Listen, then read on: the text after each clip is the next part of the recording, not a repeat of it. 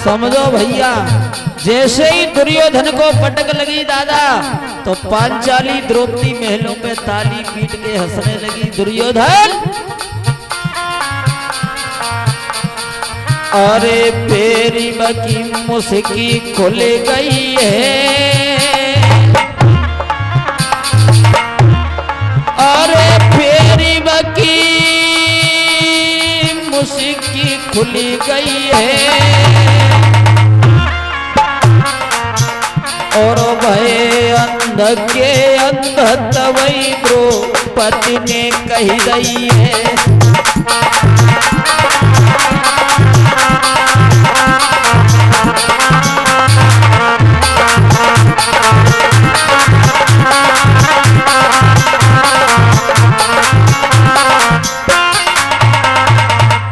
जैसे ही द्रौपदी ने कहा कि दुर्योधन, मैं समझ गई अंधे का अंधा हुआ।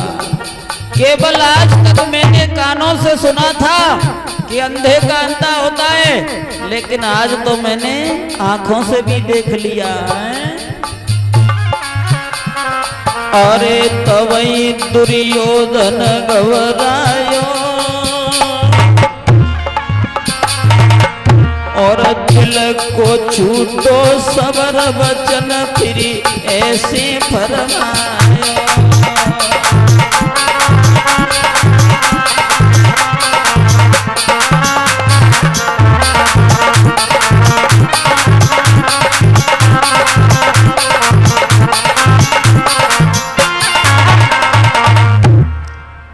दादा दुर्योधन को पटक लगी और पांचाली द्रौपदी महलों पे खड़े होकर के कहने लगी कि दुर्योधन,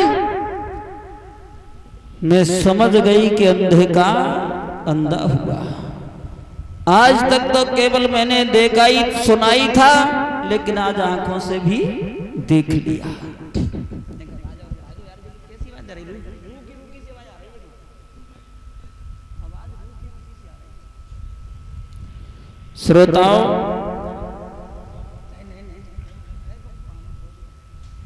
श्रोताओं,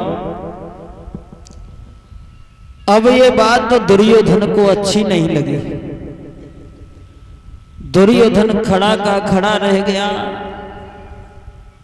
द्रौपदी,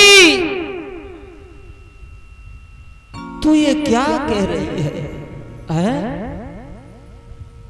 दादा, दुर्योधन पांडवों के उस अनुष्ठान में नहीं गया, अपने महलों में चला आया और चिंता में बैठ गया। तब तक मामा शकुनी आ गया। मामा शकुनी कहने लगा है, भांजे क्या बात है, मैं पहले आता था तो तू बड़ा खुश दिखाई देता था, लेकिन आज क्या हो गया है? तो दुर्योधन कहने लगा है मामा, और आंखों में आंसू भर के दुर्योधन बोला, अरे मामा निकय कली बताई दे,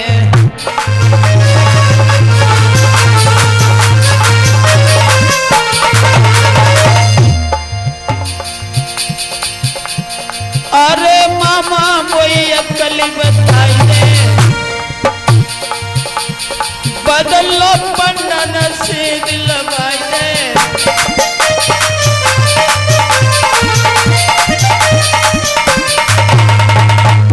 बोला मामा,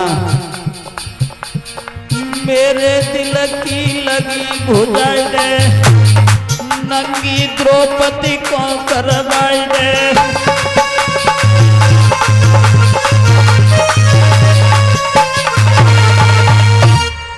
जवाब दिया, मामा मैंने प्रतिज्ञा की है कि मैं अपने अपमान का बदला नहीं ले लूंगा, तब तक पेट भर के भोजन नहीं करूंगा। श्रोताओं, आज शकुनी कहने लगा कि भांजे तू जुआ का खेल खेल और पांडवों को अपने यहां बुला ले, मेरे हाथ में वो कपट के पास है कि तेरी हर इच्छा पूरी कर दूंगा।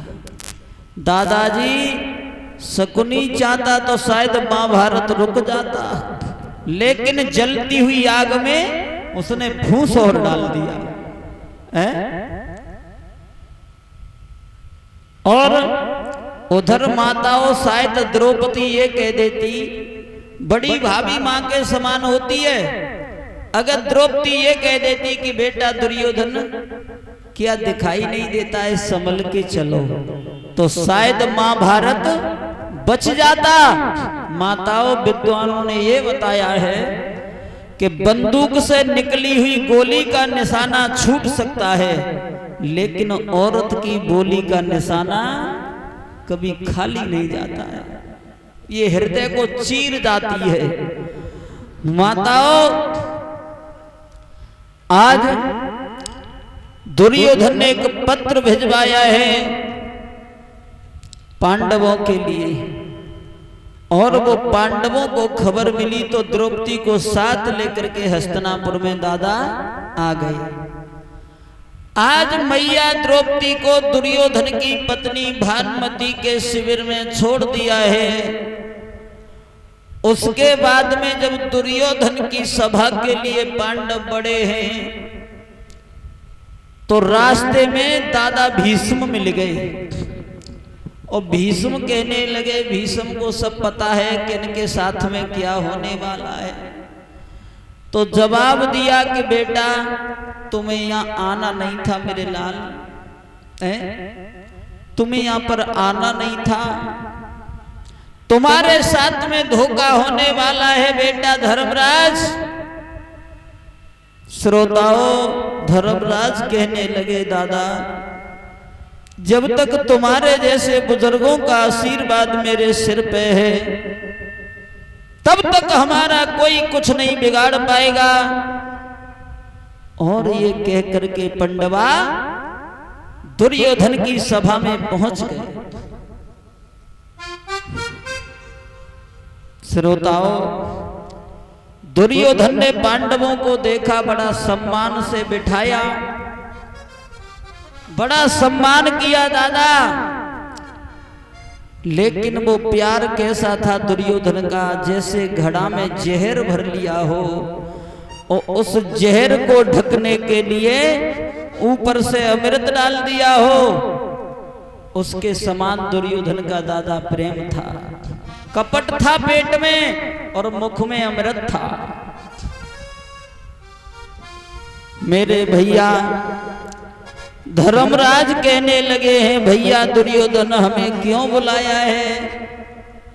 दुर्योधन ने कहा कि भैया हमारे तुम्हारे बीच में एक क्षण जुआ का खेल हो जाए तो बहुत अच्छा रहेगा। श्रोताओं, धर्मराज दुष्ट ने मना किया, लेकिन दुर्योधन नहीं माना,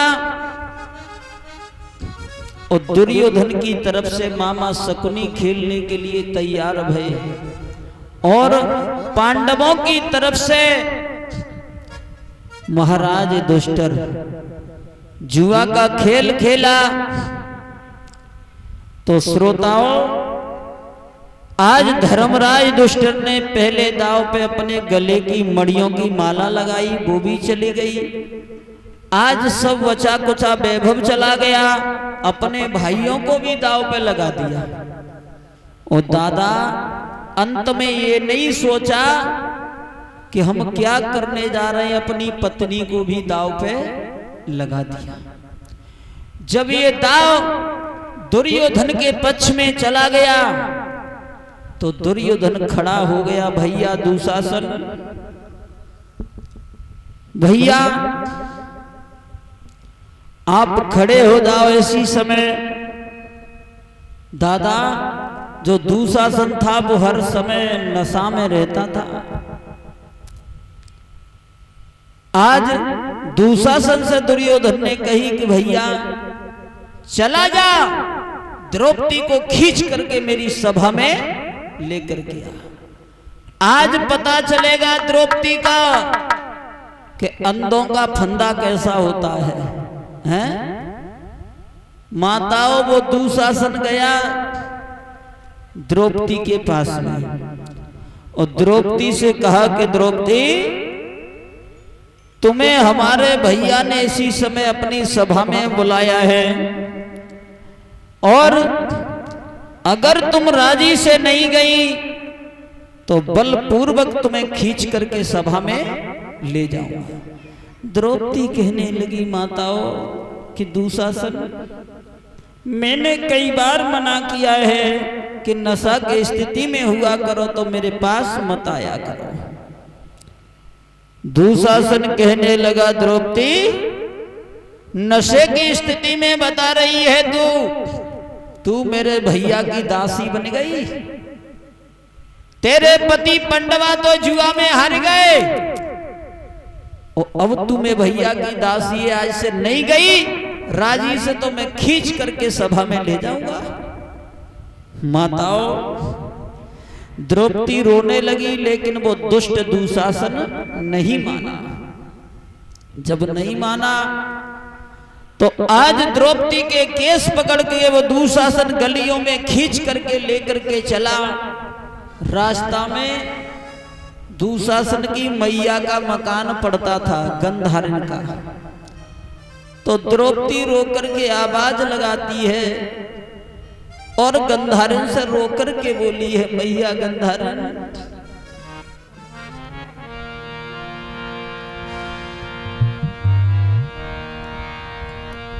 ओ गंधारण मेरी सासू पूत अपने को मैया रोकती।